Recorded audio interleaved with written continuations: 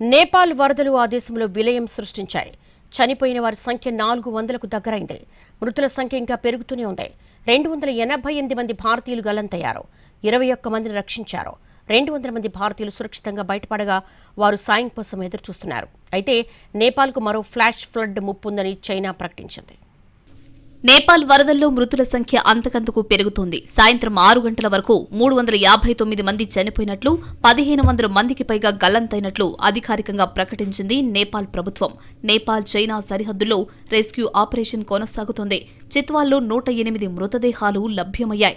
East నవాల్పరాసీలో 81, ధడింగులో 27 మృతదేహాలు, గోర్ఖాలో 20 మృతదేహాలు లభ్యమయ్యాయి. మృతదేహాల గుర్తింపు ప్రక్రియ కూడా కంటిన్యూ అవుతోంది.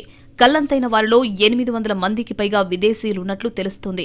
288 మంది భారతీయులు గల్లంతైనట్లు, 21 మందిని రెస్క్యూ చేసినట్లు కేంద్రం ప్రకటించింది.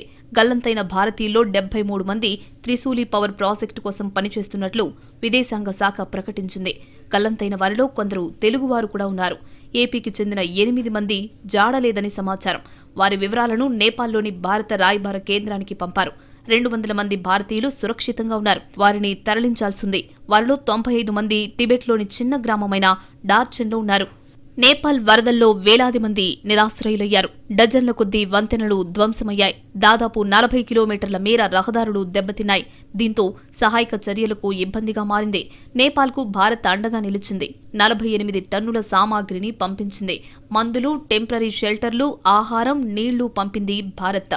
నేపాల్, టిబెట్లలో వేలాది కుటుంబాలు సర్వం కోల్పోయి రోడ్డున పడ్డాయి.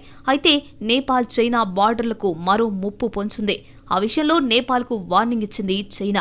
ఓ సరస్సు ఉప్పొంగుతోందని, అది బద్దలయ్యే ప్రమాదంలో ఉందని ఆ దేశ విపత్తుల శాఖ తెలిపింది. ప్రజలు, సహాయక సిబ్బంది నదీ తీరాలకు దూరంగా ఉండాలని విజ్ఞప్తి చేశారు. నేపాల్ వరదల ప్రభావం భారత్లోని బీహార్, యూపీ సరిహద్దు జిల్లాలపై పడకుండా ఎన్డీఆర్ఎఫ్, సెంట్రల్ వాటర్ కమిషన్ నదీ ప్రవాహాలను నిరంతరం పర్యవేక్షిస్తున్నాయి.